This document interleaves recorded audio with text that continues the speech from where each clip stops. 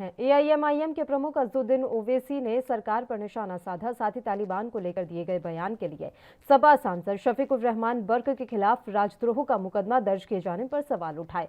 उन्होंने कहा कि सपा सांसद ने तालिबान पर जो कहा उससे सहमत नहीं हूं, लेकिन उनके खिलाफ क्या देशद्रोह का मुकदमा दर्ज किया जाएगा। ओवैसी ने कहा कि आप उनके खिलाफ केस दर्ज नहीं करते जो हिंसा की पैरवी करने का नारा लगाते हैं, जिन्होंने पीलू खान की हत्या कर दी, जिन्होंने कानपुर में एक मासूम बच्ची के सामने उसके पिता को पीटा। ऐसा इसलिए क्योंकि ये हमलावर आपके प्रिय हैं। ओवैसी ने सपा प्रमुख अखिलेश यादव पर भी हमला बोला। उन्होंने अखिलेश की चुप्पी पर हैरानी जताई और कहा कि सपा के शासन के दौरान मुसलमानों ने मुजफ्फरनगर में दूसरा विभाजन देखा। इस दौरान ओवैसी ने पीएम मोदी पर जमकर निशाना साधा। उन्होंने कहा कि आप खुश हैं कि सोना जीते हैं, आइसक्रीम खाते हैं, लेकिन चीन जो जमीन खा जाता है उससे आपको सख्ती से निपटना चाहिए। उन्होंने कहा कि तालिबान का उदय पाकिस्तान के पक्ष में है, तालिबान के उदय से लाभ नहीं हो सकता। ये फैक्ट है कि आप अब की बार ट्रंप सरकार का नारा लगाइए। अमेरिका ने आपको डंप कर दिया है।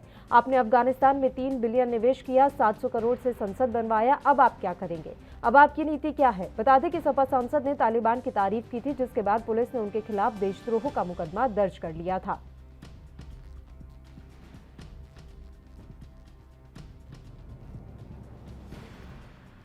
असदुद्दीन ओवैसी ने बड़ा बयान दिया है। उन्होंने सरकार पर सीधे तौर पर निशाना साधा है। उन्होंने सवाल खड़े किए हैं सपा सांसद शफीकुर रहमान बर्क पर देशद्रोह का मुकदमा दर्ज किए जाने को लेकर। उन्होंने पूछा है कि किस आधार पर ये देशद्रोह का मुकदमा दर्ज किया गया। साथ ही उन्होंने कहा कि उन्होंने जो कुछ भी कहा तालिबान को लेकर मैं उससे सहमत नहीं हूँ, लेकिन उनके खिलाफ देशद्रोह का मुकदमा आपने दर्ज करवा लिया, लेकिन ऐसे लोगों के खिलाफ आप केस दर्ज नहीं करते जो हिंसा की पैरवी करने का नारा लगाते हैं।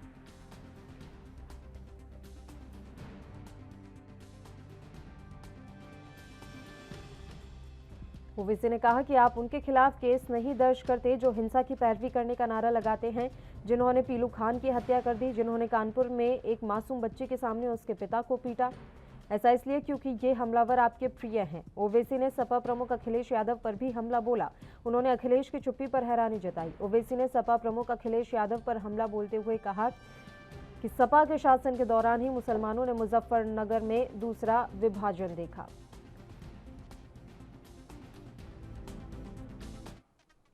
राजनीतिक विश्लेषक सर्वेश्वर पाठक जी इस समय हमारे साथ जुड़ गए हैं फोन लाइन पर। उनका रुख कर लेते हैं। सर्वेश्वर जी, स्वागत है आपका एएनबी न्यूज पर। सर, सवाल मेरा सीधा सा है, ओवैसी को दर्द क्यों हो रहा है अगर शफीकुर रहमान बर्क पर देशद्रोह का मुकदमा दर्ज किया गया? उन्होंने जिस तरीके का बयान दिया था, क्या वो देशद्रोह की श्रेणी में नहीं आता?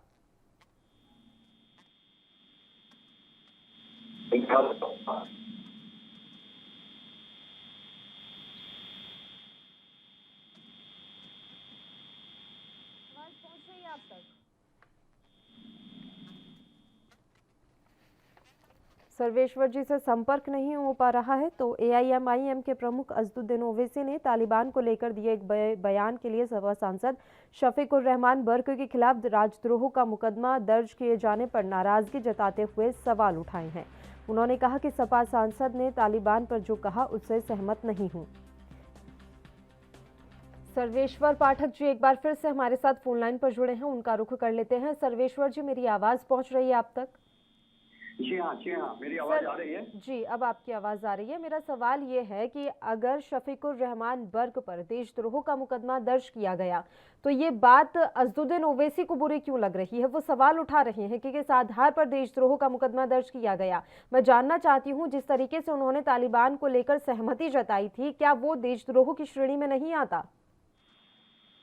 देखिए, आपका कहना सही है कि शफीकुर रहमान जी ने जो भी बात कही थी, आखिर आप मतलब ये लोग सोच क्या रहे हैं? इनकी जो सोच है, इनकी जो मेंटालिटी है, ये इसी बात से दर्शाता है कि जो हमारे स्वतंत्रता सेनानी थे, जो भारत के लिए लड़े, जिन्होंने बलिदान दिया, उसकी तुलना एक तालिबान जो आतंकवादी हैं उनसे कर रहे हैं कि वो अपने देश के लिए, वो देश के लिए लड़ नहीं रहे हैं। वो वहां पे महिलाओं पे जुल्म ढा रहे हैं। आपने सुना होगा कि उन्होंने क्या ये दिया था, ऐलान किया था कि 15 साल से बड़ी लड़की और 45 साल की उम्र की महिलाओं का लिस्ट ला के दो। उन्होंने जिस जिस प्रोविंस को जीता वहां के मुल्लाओं को बुला के बोला, और 9 साल की बच्ची का वो रेप कर रहे हैं, ये कर रहे हैं, और उसको आप बता रहे हो शफीकुर रहमान जैसा इंसान कि वो हमारे स्वतंत्रता सेनानी की तरह है। ये एक बहुत ही शर्मनाक बात है। रही बात ओवैसी का, तो ओवैसी के पेट में दर्द इसलिए है, ओवैसी ऐसा बयान इसलिए दे रहा है कि 2022 में यूपी का इलेक्शन है, तो वो जो उसका एजेंडा रहा है मुस्लिम वोट बैंक को कैप्चर करने का, वो उसी एजेंडे पे काम करता है। उसका भारतवर्ष से कोई भी लेना देना नहीं है, भारतवर्ष के नागरिकों से उसका कोई भी संबंध नहीं है। वो अपने एजेंडे पे काम कर रहा है और अपना हित साधने के लिए, जो मुस्लिम वोट बैंक है उस पे अपना कैप्चर जमाने के लिए ऐसी बातें करता है। मैं तो कहता हूं कि वो FIR ही क्यों दर्ज हुआ, अभी तक उसको शफीकुर रहमान को सलाखों के पीछे होना चाहिए था। उसने आखिर ये बात कह कैसे दी। साथ ही साथ आप देख सकती हैं कि जो ये तालिबान का प्रकरण जो हुआ है, इस पे जो भी तख्ती गैंग थे, चाहे जितने भी अपने आप को इंटेलेक्चुअल्स मानते हैं, वो खामोश हैं, वो चुप हैं। इसको आतंकवादी भी नहीं कह रहे हैं कि ये जो घटना कर रहा है तालिबान, ये क्या है, वहाँ एक आतंकवादी घटना ही है, उसको आप ये कैसे बढ़ावा दे सकते हो। सर्वेश्वर जी, यहाँ पर अज़दुद्दीन ओवैसी ये भी कह रहे हैं कि आप ऐसे लोगों के खिलाफ मुकदमा दर्ज नहीं करते जो हिंसा की पैरवी का नारा लगाते हैं। आपने उस शख्स के खिलाफ देशद्रोह का मामला दर्ज नहीं किया जिसने पीलू खान की हत्या की। इसके अलावा वो कह रहे हैं कि कानपुर में एक छोटी सी बच्ची के सामने उसके पिता को पीटा जाता है, आप उन लोगों पर कभी कोई कार्रवाई नहीं करते। वो क्या यहाँ पर दिखाना चाहते हैं? वो ये बताने की कोशिश कर रहे हैं कि हमारी सरकार जानबूझकर एक ही समुदाय को टारगेट कर रही है। उनका, मैंने कहा ना कि उनका है, वो बड़बोले हैं। वो जब भी देखिए, वो कभी भी भारत के नागरिक को, जो हिंदू मुस्लिम सिख ईसाई हम कहते हैं कि ये हमारा वो है, एकता है, वो बात नहीं करते। वो केवल मुस्लिम समुदाय का और ऐसे ही भड़काऊ भाषण देते रहते हैं। अगर वो इस बच्ची की बात कर रहे हैं तो बाकी के का अंकित शर्मा जो IB का ऑफिसर था दिल्ली के दंगों में, अभी रिसेंटली जिसे चाकू गोद गोद के मारा गया, उसके बारे में कभी उसने कहा कि उसके दंगाइयों को और जो आप गवर्नमेंट है उसको कभी उसने घेरा? नहीं घेरा। उसी के साथ दिल्ली के जो निजामुद्दीन इलाके में हरिजन बस्ती थी, वहां पे मुस्लिमों ने आके तोड़फोड़ की। क्या उस घटना पे ओवैसी जाके उस हरिजन बस्ती में किसी से मिला? क्यों नहीं मिला? पूर्णिया का एक महादलित की बस्ती थी पूर्णिया बिहार में, वहां पे मुसलमानों ने उस महादलित बस्ती में आग लगा दी। कहाँ था ये ओवैसी उस समय? उसके मुंह से एक भी बोल क्यों नहीं फूटे उन महादलितों के लिए जो कि ये लोग भीम और मीम का नारा देते रहते हैं। तो ये जो है इसका अपना उल्लू साधना है, ये हमें देखना पड़ेगा।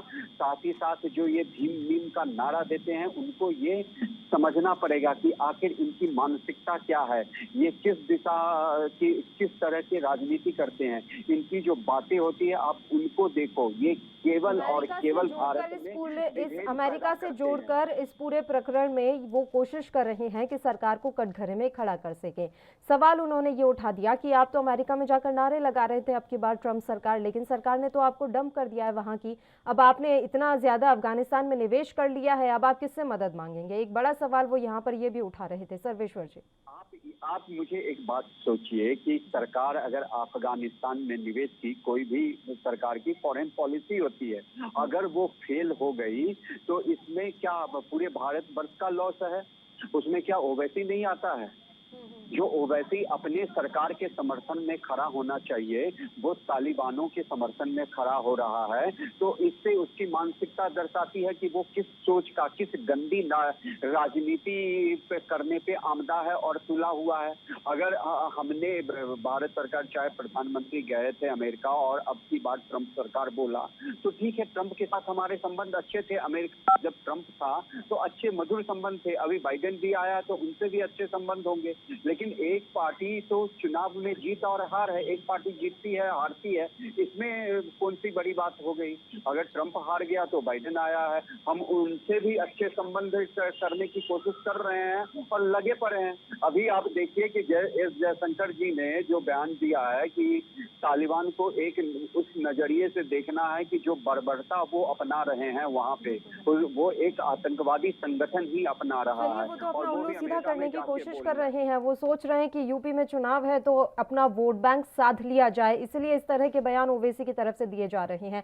शुक्रिया आप हमारे साथ जुड़े पाठक साहब तमाम चर्चा करने के लिए। और आपको बता दें कि असदुद्दीन ओवैसी की तरफ से ये बयान सामने आया है, जिसमें उन्होंने सवाल उठाए हैं कि किस आधार पर आपने शफीकुर रहमान बर्क पर देशद्रोह का मुकदमा दर्ज किया है।